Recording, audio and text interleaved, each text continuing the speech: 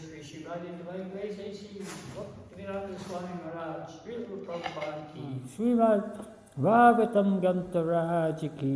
Oh, glorious the assembled devotees.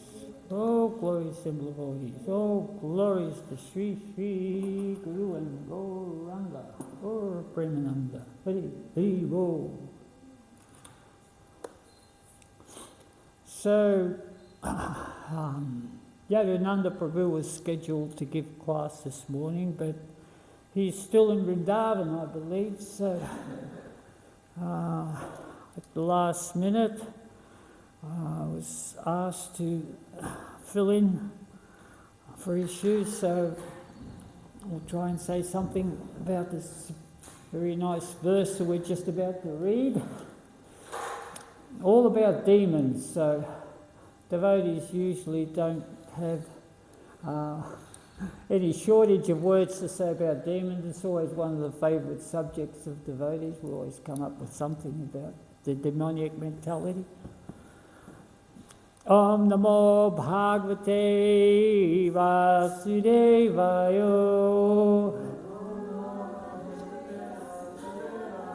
Om Namo Bhagavate Vasudevaya. Om Namo Bhagavate Vasudevaya.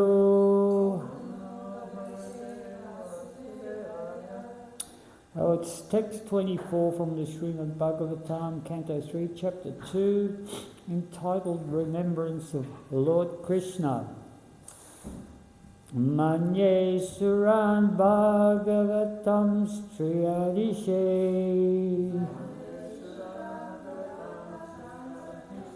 Samramba Marga Vivinishta Chitan Yam Samyuke Chaksata Taksha Putram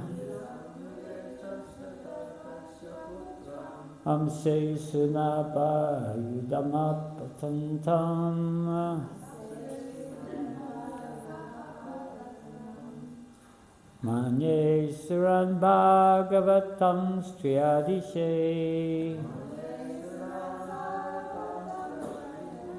Samramba Margabhina Vishtachitam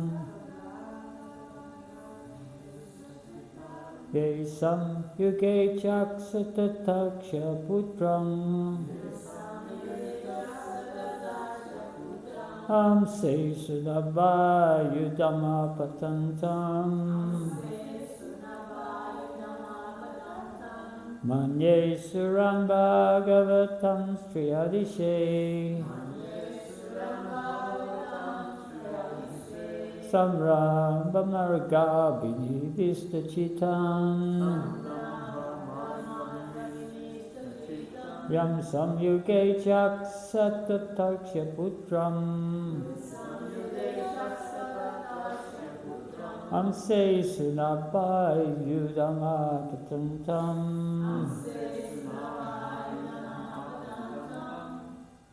Manye, I think, Asuran, the demons, Bhagavatam, great devotees, Triyadise, unto the Lord of the Threes, Samramba, enmity, Marga, by way of Abhinivishta Chitan, absorbed in thought. Yea, those, Samyuge, in the fight, Aksata, could see, Takshaputram, Garuda, carrier of the Lord, Amse, on the shoulder, Sunaba, the wheel, Ayudam, one who carries the weapon, Apatantam, coming forward. Translation: I consider the demons who are inimical towards the Lord to be more than devotees, because while fighting with the Lord, absorbed in thoughts of enmity, They are able to see the Lord carried on the shoulder of Garuda, the son of Kashyapa, and carrying the wheel weapon in his hand. Purport: the Asuras who fought against the Lord face to face got salvation due to their being killed by the Lord. This salvation of the demons is not due to their being devotees of the Lord. It is because of the Lord's causeless mercy. Anyone who is slightly in touch with the Lord somehow or other is greatly benefited, even to the point of salvation, due to the excellence of the Lord. He is so kind that he awards salvation even to his enemies, because they come into contact with him and are indirectly absorbed in him by their inimical thoughts. Actually, the demons can never be equal to the pure devotees, but Uddhava was thinking that way because of his feelings of separation. He was thinking that at the last stage of his life he might not be able to see the Lord face to face, as did the demons. Fact is that the devotees are always engaged in the devotional service of the Lord in transcendental love, are rewarded many hundreds and thousands of times more than the demons by being elevated to the spiritual planets, where they remain with the Lord in eternal blissful existence. The demons and impersonalists are awarded the facility of merging in the Brahma-Yodi effulgence of the Lord, whereas the devotees are admitted into the spiritual planets. For comparison, one can just imagine the difference between floating in space and residing on one of the planets in the sky. This is referring to the spiritual sky. The pleasure of the living entities on the planets is greater than those who have had no body and who merge with the molecules of the sun's rays. The impersonalists, therefore, are no more favoured than the enemies of the Lord. Rather, they are both on the same level of spiritual salvation. Om Ajnati Virandasya Chananjana Salakaya Chaksurun Militam Yena Tasmai Shri Gurave Namaha. Om again Durga Me Padi Mendasya Jagat Gat Oho Swakripa Yustadahena Shantu Avalambanam. So here is subject matter is the demoniac. So Uddhava is expressing something about those demons with the demoniac mentality. So always there is the divine and the demoniac. In fact, there's a chapter in the Bhagavad Gita, chapter 16, called the divine and the demoniac. So that is the mentality possessed within human beings. Sometimes said that in Kali Yuga, that more often than not, that we possess both at the same time, rather than being a split between the demons and the devotees. So it's the nature of the mind that brings forward the demoniac mentality. So I was dwelling upon that. We talk about Harinam on Saturday night in Surface Paradise. Always people say to me, why do you always want to go to Surface Paradise on a Saturday night? Well, there is there is a variety of mentalities there on in Surface Paradise that is rather intriguing, you might say, or a little bit fascinating. That in general there is a nice reception towards the devotees when they are chanting, and that is very beneficial to be able to perform that activity, because Srila Prabhupada explains in the purport here just when just a little bit, you get a lot of benefit even just by advancing a little bit on the path of spirituals, on the spiritual path. So to hear the chanting of the holy names, to appreciate it, is a very wonderful thing for a human being. It's the beginning of their spiritual life, or greatly enhances their spiritual life. So on Saturday night, when we go past these restaurants, we went past one particular restaurant where the chanting was so intense that the whole restaurant put their arms up in the air and they're all chanting. There was like about, 30 or 40 people in there, and they're all hands up in the air as we went past, and on to the next restaurant. It's like a wave. And you watch the nature of some people. It's quite fascinating, quite interesting. Last Saturday night in the kirtan there, we come across different people.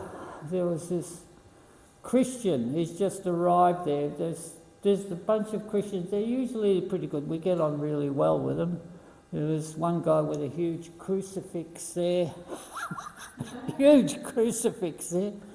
It's not Easter, but he was all right. And then we went in the corner, there's this guy with a microphone, right? Here come the Hare Krishnas. He said Krishna very, very nice, and it's almost like very accurately pronounced, so there's great spiritual benefit. But he was there to deride us. Krishna is dead. Lord Shiva is dead. Brahma. This guy sitting, just because he got a microphone, is broadcasting, Krishna is dead. So anyway, he announced the devotees. So Prabhupada's saying that there is some benefit there. And we go around the corner, and then there's always the people who are attracted by the kirtan, and they almost like do a dare that they dash into the circle. If we're spinning around, they go in the circle and they spin around, hands up in the air, and they go flying out again. And there was one arcade we were going down. Do you remember that guy in the red skirt? Yeah. He had a red mini skirt on, right, big beard, black hair. Comes dashing out of the hotel, comes in the middle, twirls around, and his mate goes, "Oh, that's a great idea," and he comes twirling with us, except he got totally absorbed by the kirtan, then he got swept away. We went right down the alleyway, and he's dancing and chanting and having a great time, and then he looks around. All his friends are up the other end of the arcade. He goes running back there, forgot himself for a moment. And we sort of moving along, we went under a balcony, and there was a few people there getting a little bit inebriated, but there was a group of people there, and there was this fellow leant over the balcony, and he's chanting these obscenities, "Go home, you, la la la la," like going on like carrying on. He was really, really upset.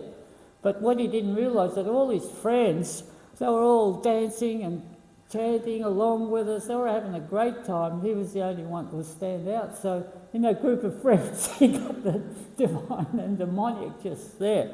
So there was this sort of, all the symptoms of Kali Yuga were there on that Saturday night. That in general, a lot of people, most of the people don't understand what is religion or what's irreligion. That's what Prabhupada always says, that it said that the symptoms of Kali Yuga is that people think irreligion to be religion and vice versa, religion to be religion. So they can't differentiate. But Harinam Sankirtan definitely shakes the tree when you have a pretty potent group of devotees there. So in general, the people that come there in surface paradise, they're very much attached to the material energy, thinking that by their own abilities, their prowess and their energy, that they will achieve the goal of life, and they don't accept the existence of the Supreme Personality of Godhead. That's why they're there on the Saturday night, just to further their enjoyment of material energy. And Srila Prabhupada describes these people in the Bhagavad Gita, in the 7th chapter, 15th verse. It's a very famous verse. Namam duskritina mudha prapajante naradamam ayaparita jnana surim bhavam ashrita. That verse translated says that 4 kinds of impious people do not surrender to me: the Buddha, the S-like person, the Naradama, the lowest among mankind, the Mayaparita, one whose knowledge is stolen by illusion, and the Asurim Bhavasrita, one who partakes in the atheistic nature of the demoniac mentality. So I'll just explain this a little bit, put things into context, because we're right in the middle of this type of mentality. So the first one is the Buddha, the ass. It's described as the ass, being like the ass. He works hard, so he enjoys working hard because the goal of his working is that he will get to enjoy his hard-earned wealth on himself. So through different ways, of course, it's always to do with illicit activities, intoxication, gambling, it's all there, meat eating, enjoying fine restaurants and illicit sex. So in this way, he will utilize his hard-earned wealth. So Prabhupada described that mentality as Buddha, the ass.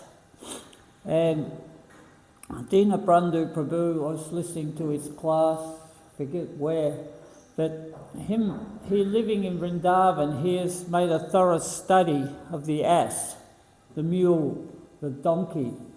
We don't have these creatures so much here in Australia anymore, we don't see them very much at all, but you do see them in India, very much so, they're still there. And when you see the ass, usually you see him on the road, he's got a cart behind him, and the hay or the jute or some load is just stacked high, huge. And you see this skinny donkey with his ribs showing, and the master sitting on the cart, giving him the stick, and he's moving the load along like that. And the mentality of the donkey there is described that the donkey is thinking that I have to do this because at the end of the day my master's going to give me some grass to eat and then I'll be very satisfied. But what he doesn't realise that that's the same grass as he's passing along the side of the road, and at the end of the day the master just picks up some of the grass and gives it to the donkey. So it's the mentality is there that we have to strive so hard to achieve so many things, but that enjoyment is it's there. The enjoyment comes naturally without having to strive for so many material things. Then Dinabandhu explained the donkey, that when the donkey is satisfied, he gave this story about the donkey wanting sex life, because animals, they court in different manners. So the donkey approaches the she donkey from behind, and when the she donkey sees him, she gives him a good kick in the teeth. She gets her back legs and boom, right in the mouth, right? And the donkey goes. Dinabandhu made that sound, not very good at it, but shakes his head, and he goes back again, and the female donkey, whack, right in the mouth again, right in the teeth. And in this way, he courts the female donkey. And then the donkey is sometimes very satisfied, so he recites poetry, or he begins to sing. And so when you hear the donkey braying, it's this most horrible sound. Now, what is that sound? Oh, it's the donkey. And he's thinking that he's being very poetic and very poetic, singing nice songs like that. That's his mentality. And the strangest thing, Dinabandhu said this, we studied the donkeys. He said that the donkey is the only one that will go fat in a drought. When there is a drought and there's not much grass around, the donkey will go from one patch to another patch to another patch to fill his belly. And because he walks so far, he concludes that I've walked so far, I've eaten so much grass, I must be really satisfied, I'm getting fat. So the donkey gets fat. And then when the times of plenty are there and the grass is there, right there in front of him, he will eat the grass and eat the grass, but at the end of the day he says, I've hardly moved at all, I mustn't have eaten much grass, and he will get skinny. So sometimes the human being is equated to that whatever he does in material life is never enough and he's miserable, whereas someone who's just engaged in spiritual life, they have to achieve very little and they're very happy. So that is the Buddha mentality, working hard. So the next one is the Naradama, and the Naradama is described as being the lowest in humanity. And you think, why is that? Because he's so-called civilized. This is a civilized person, the Naradama. He's one who is expert in discussing social and political issues like wealth management, sports, etc. Knowledgeable guy, etc., etc. But he shuns any mention of God or his own relationship with the Supreme in any way, shape or form. He, at the time of death, he's totally oblivious. He doesn't really want to know. So that type of person is also very attached to his own opinion, and if someone contradicts him or brings something forward that doesn't like, he objects. Actually he objects to anyone that wants to sort of put forward that, hey, what about your existence, your relationship with God? And that person will usually say, oh, that's dogma.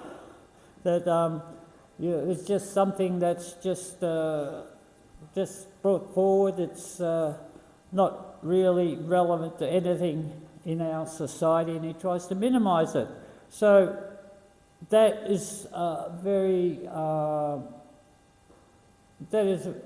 misleading society. So Srila Prabhupada explains that when the whole population becomes like this Naradama, all this so-called education is made null and void by the all-powerful energy of physical nature. So what it means is that there's been so many civilizations that we've witnessed.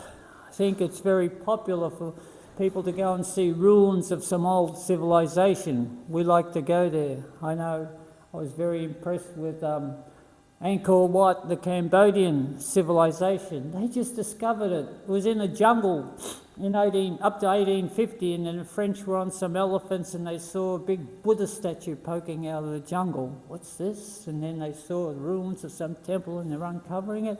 And lo and behold, there was this whole civilization there in the 12th, 13th century. It was a Vedic civilization, and it was thriving. It was the centre of the whole country until some point in time when it was invaded by an army from Thailand. They destroyed it. So at least they were able to trace its existence, and then of course the trade moved to the port, the capital of Cambodia, Hanoi, and the place become uninhabited. So the jungle took it over. And we can see the trees, the material nature is really brutal. So it's just like we said here, like Prabhupada said, the all-powerful energy of physical nature, that you see trees growing in the middle of walls and walls just parting, and gradually the jungle just sort of takes, so it becomes, the structures just become a part of the jungle and you can hardly recognise them. Sometimes they recognise civilizations from outer space, that there was some order there, but they don't know where it came from, how it existed, come and gone. So this is the nature. So with our particular civilization, people are very proud of Western civilization, but there are so many symptoms that the sun is setting on this present civilization also, that we see that nothing it's never ever right. There's always something happening which is causing some sort of chaos that is created by the material energy in the form of cyclones, droughts, floods, and so on and so forth, melting poles, climate heating.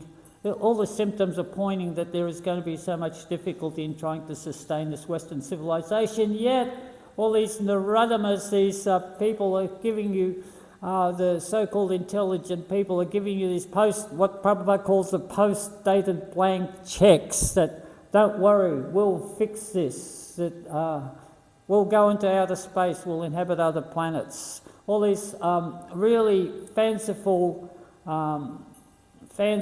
propositions that people are accepting. Yes, that we'll all exist very nicely, that we'll find alternative sources and the society will exist. But it's that mentality, that atheistic mentality, which is driving this.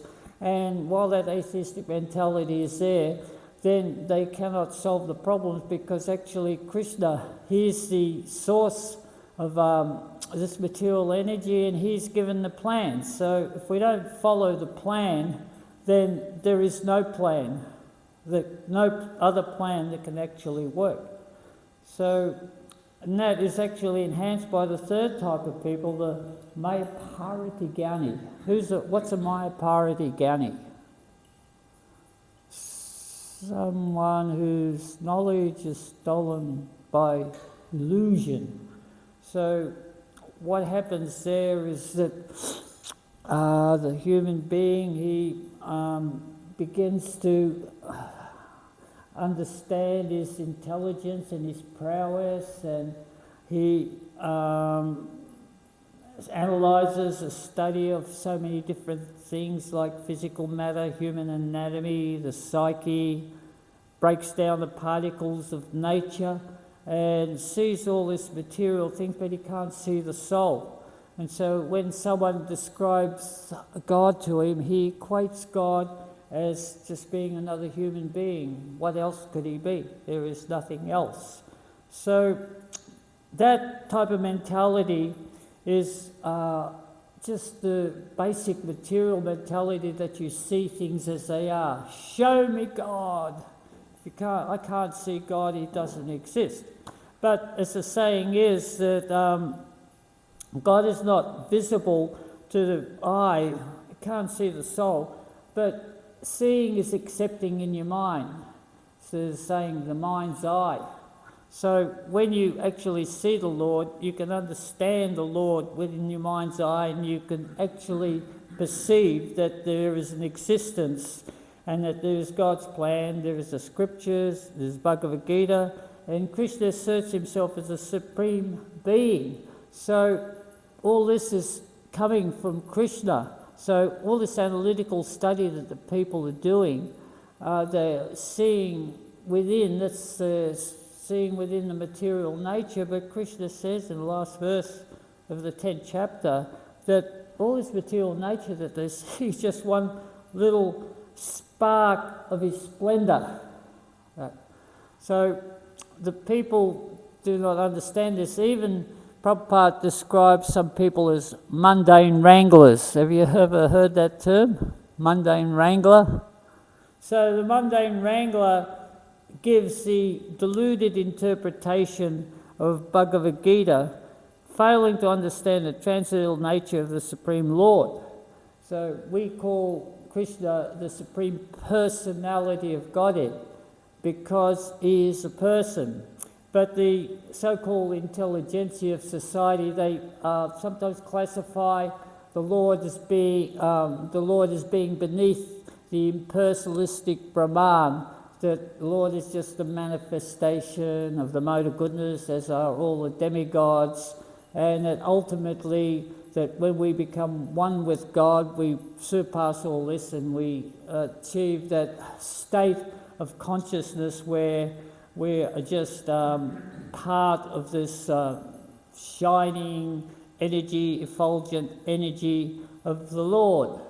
Which brings us to the Asuram Bhavam Ashrita, the fourth type of person, in the Bhagavad Gita in the 7th chapter. They're the openly atheistic person.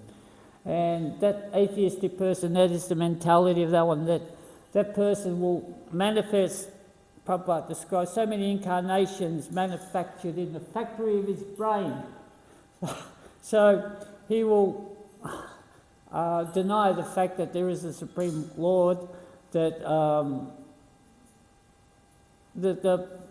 there are so many different other incarnations that are like the Lord. We're all God, we're all one, and by the process of so they simply want to become God themselves. So they this is what they believe in. We have the example of the yogis and the mystic cities who actually meditate within themselves and then develop so many different powers and mystic powers, but then they think, oh, I've become God. And then they create havoc with it within society. So others, they make Lord subordinate to the impersonal feature Vishnu and the demigods. And all these people are described as being killers of the soul, and their destination is bleak because they're a direct opposite to believing in the fact that there is a supreme person, the creator, supreme personality of Godhead. So this is also the mindset of the impersonalist. So in the sloka here, today's verse, Srila Prabhupada in the purport, he equates the impersonalist with this demoniac mentality actually, and the destination is the same.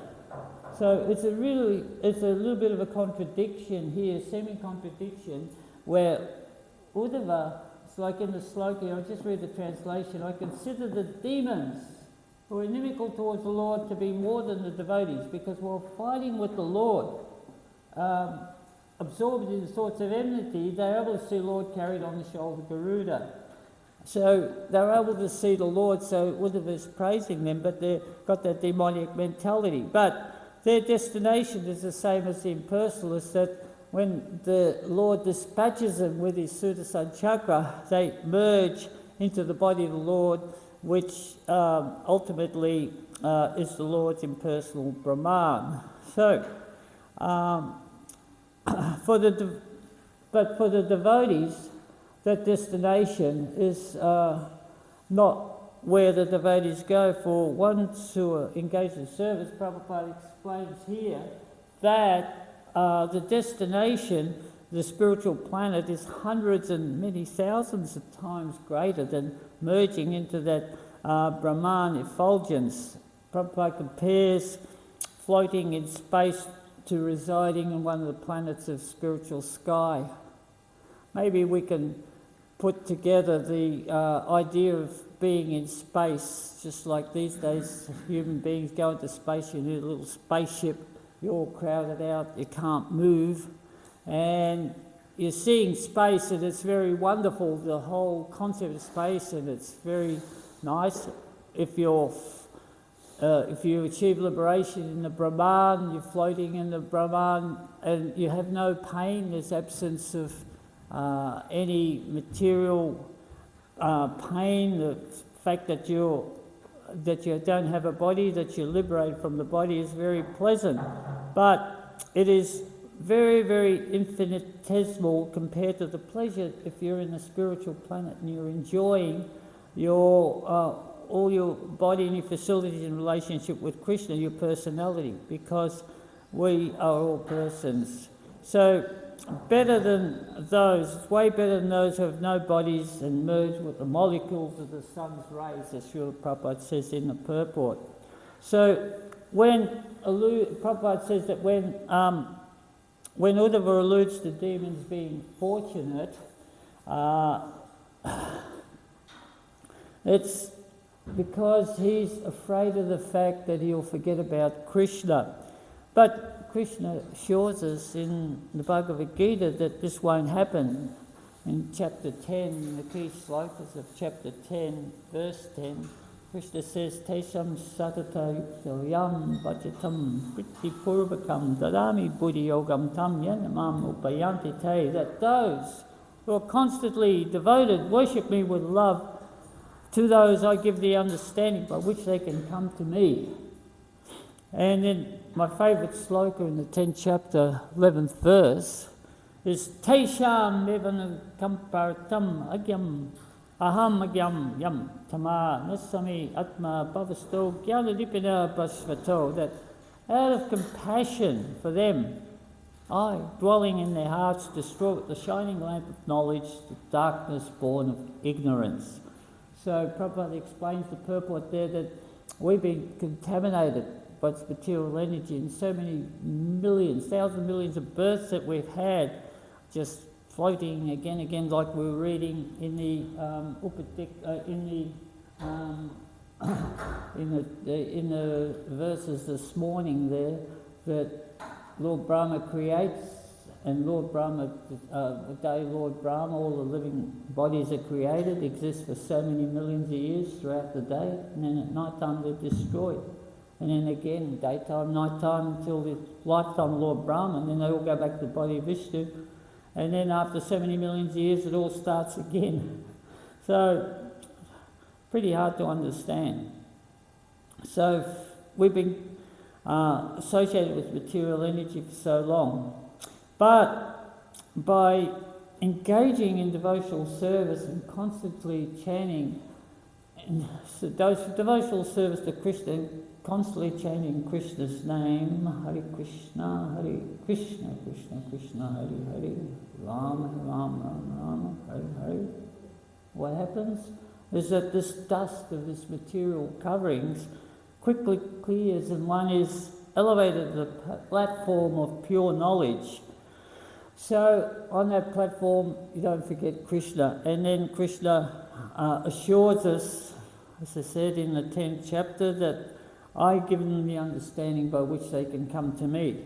So the mood of Uddhava can be understood to be as one of intense separation from Krishna, and that mood of intense separation was felt by all the residents of Vrindavan also, and there were so many expressions of that separation felt by the devotees of Krishna.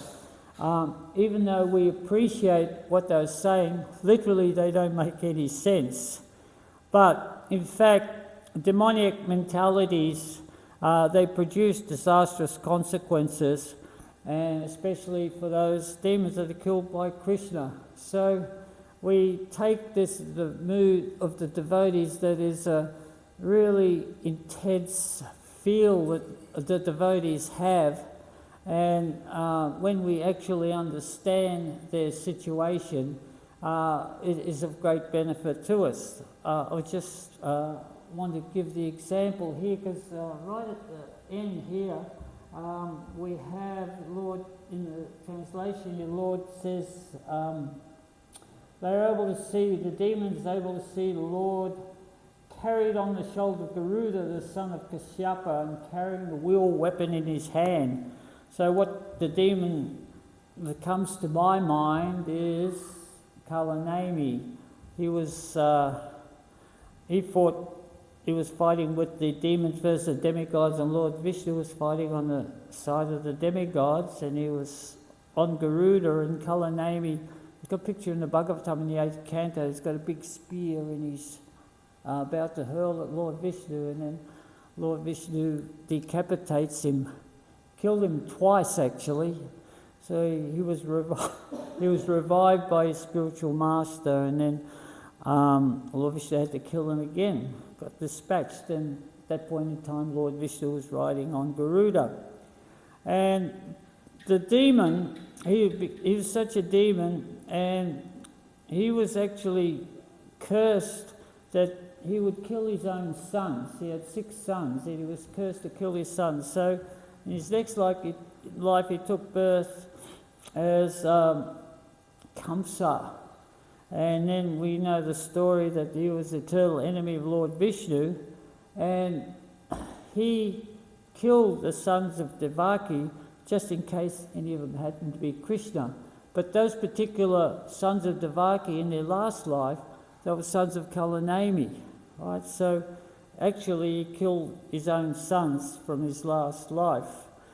Just, he thought, well, anyone could be Krishna, like that. There was this mentality. And where'd that mentality come from? It's actually came from Narad Muni.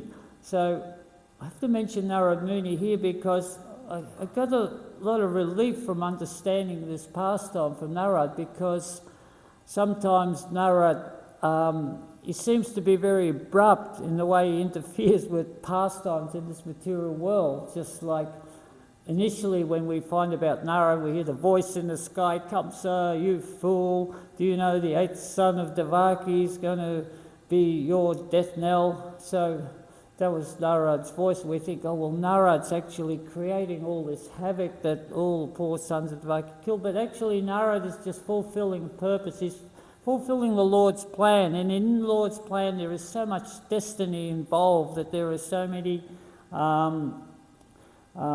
things that have to be, that's the submission of the Lord, and there is so much there that is Narad's function to carry out. And one of the functions is that he has to bring forward the Lord's pastime. So Narad is serving the Lord, and the devotees, it's one of the favourite personalities. We see Narad in that fable says, Narad Muni Bhajai Vina, that he's always chanting glory of the Lord in his Vina. And sometimes it is said that the devotees do spot Narad Muni somewhere in this material world every now and then. It's like Prabhupada once said, oh, did you see Narad Muni there when the devotees were chanting? So he's very, very much satisfied when he hears this chanting of the holy names in this Kali Yuga. So this Kamsa, this demon, also, he was never at ease, just like, the demons, even though they are inimical to the Lord, they get liberation, they have miserable lives.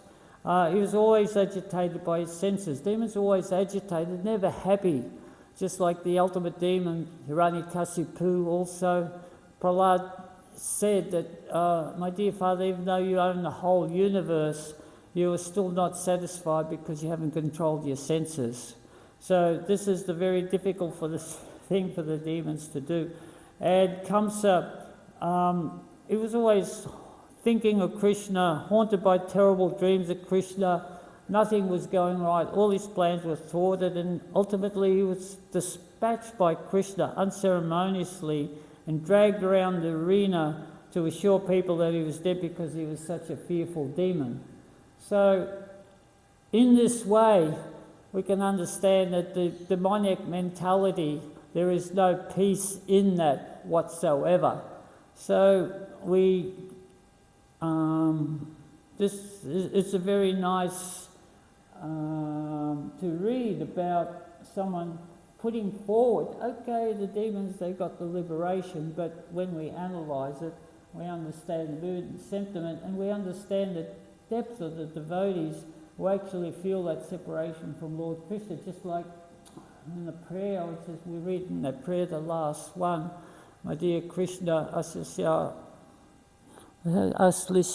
vada pinastu mama darshanam mama hatam kara karotu va yatatata bhavido lampato matpranasti sanapara. I don't care if you handle me roughly by your embrace or make me forget about you. So the devotee always prays that he doesn't forget about Krishna. And sometimes in our sort of prayers that we don't forget about Krishna, we panic. Oh, I don't want to forget about Krishna in this way and that way. And we always check ourselves, so we're eternally engaged in Krishna's service. And that way Krishna assures us that our life will be a success. So thank you very much for listening. I'm sorry I bumbled my way through this, I really am, but I feel like it's better that when we get told a couple of days in advance, we can meditate on our sloka that we're going to give. But anyway, thank you very much. Is there any questions or comments?